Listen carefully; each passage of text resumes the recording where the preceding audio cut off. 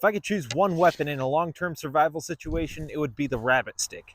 This is a projectile weapon, much like a boomerang. The throwing stick is my absolute favorite survival weapon because once you know how it works, it can be relatively easy to make. Often called a hunting boomerang or a rabbit stick, it's essentially a non-returning boomerang. It's more than just a club that you throw through the air. This weapon is designed to glide in a straight line incredible distances, and it might look harmless in flight, but it has bone-shattering power behind it, especially when carved from a dense wood. This modern one is made of polycarbonate, and from my own tests I've done with this, I can attest it would destroy any small to mid-sized game it would hit. Depending on the continent they come from, they have different names. Here in North America, this weapon was called a rabbit stick. In Australia, it was often called a kylie or a carly. They were used in North America, South America, Africa, Northern Europe. In the tomb of the Egyptian king Tut, there were dozens of these, and hieroglyphs depicting their use for hunting birds and flocks. You don't need any fancy equipment for it, just an axe and a knife is all you really need to make one of these weapons that will actually fly for you. Its effective range surpasses that of the bow and arrow and atlatl, and you don't need pinpoint accuracy like you do with those weapons and with modern guns,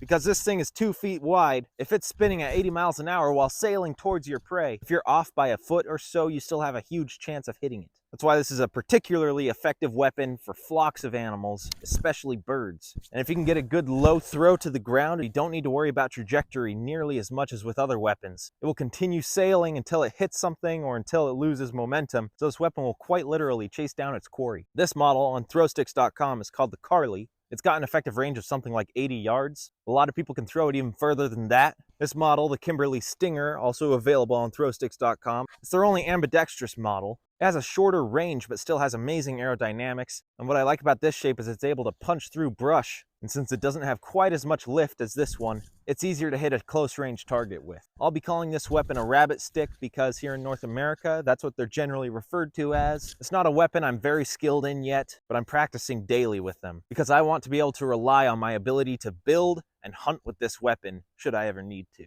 To start off, we're going to flatten out this side. The bottom of a rabbit stick has to be as flat as you can make it. Regardless of the kind of wood you carve it from, you want it to be a curved branch. It can be asymmetrical as you want. It almost doesn't matter what the angle of the curve is as long as it's ideally 90 degrees or more. But an elbow like this will be perfect. It's incredible that these things were even invented when they were. The technology for this is over 20,000 years old. In fact, there's examples of these carved from mammoth ivory using stone tools.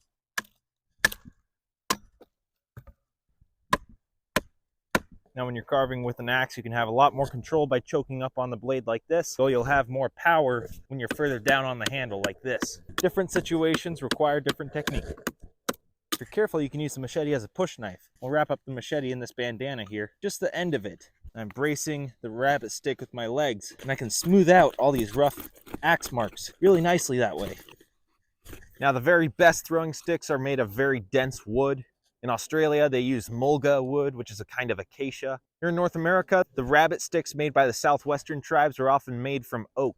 Based on the research I've done here in Idaho, some of the best woods for it would be Russian olive, which is invasive, grows everywhere, black walnut, and here I have silver maple. Silver maple is a semi-hard wood of moderate density. This is from a branch that fell and was hanging in the tree for a year, so this wood is hard and seasoned. Well, it feels like I got this pretty flat. I can look down it, it's all pretty well in line. Now since I'm right-handed, I'll throw it with this side down. Now we're going to carve the top flat and leave it about a ½ inch thick. These can even be made from willow and they'll still work. When it comes to a long-term survival situation where you're trying to depend on this to hunt with, well, you got to make do with what you got. Just wanted to show you how the surface is looking. This is the top. Here's the bottom. Right now it's not that thick, that's slightly over a ½ inch. Now we'll do some more refining carving and create that airfoil shape. Start with my bushcraft knife here. Most of my finer work will be done with the SageSmokeSurvival Bushcraft Knife. This knife is perfect for tasks like this. It's razor sharp and easy to sharpen. If you want one, it's available on SageSmokeSurvival.com or the link's in the description. Here's the end I hold it from. I'm going to carve a small handle into it. A lot of the Hopi rabbit sticks from the southwestern states have handles carved into them, and the handle still operates as part of the airfoil. Just carving a small stop cut so I can make that wedge-shaped handle. Just carving a little wedge to start with. There we go. All right, we got our handle there. Doesn't need to be anything fancy. This is feeling good. Got some good weight to it. Let's carve the airfoil now.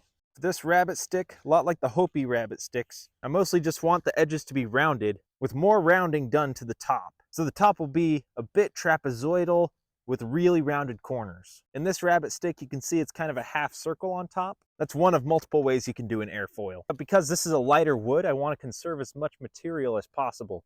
And I can accomplish that by doing a more trapezoidal airfoil.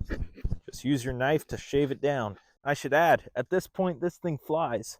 I just did a few test throws, and the rectangular cross-section of it already allows flight. It just doesn't go extremely far, but I can easily throw this 30 yards in a dead straight path as is. I want to get more lift from it. That's why I'm carving that trapezoidal cross-section. If you get yours to this point and want to take it no further, that's just fine, because you already have a functional rabbit stick. Here I'm just chamfering the edges of the end here. The airfoil doesn't need to extend to them, and the chamfering will help it take damage a little better.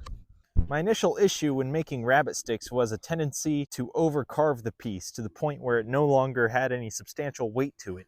I wanted the top to be really well rounded and just ended up whittling all the mass of the stick away. So that's why now I'm leaning towards more of a trapezoidal cross-section that retains a lot of the weight a lot better. Just chamfering the bottom edge with my knife, just gently carving towards myself. I'm not using a lot of pressure. This is a safe way to go about carving towards yourself, especially choking up on the blade like this. Allows me to use the precision that the tip of the knife has. Once I get closer to my hand, I'm going to stop and go the other way and push away from myself.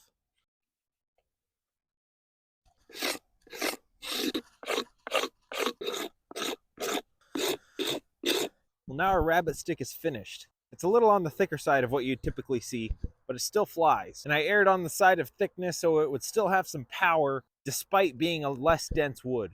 Now, because this was not an elbow, but actually a fork, the grain ran off because there was a branch here and it ended up cracking. That allowed a spot for a crack to develop on one of the impacts during the test throws. So I've glued in the crack and wrapped it with some twine, and hopefully that holds up. Repairs like this are pretty common on rabbit sticks. It shouldn't affect the performance too much. Let's see how it flies.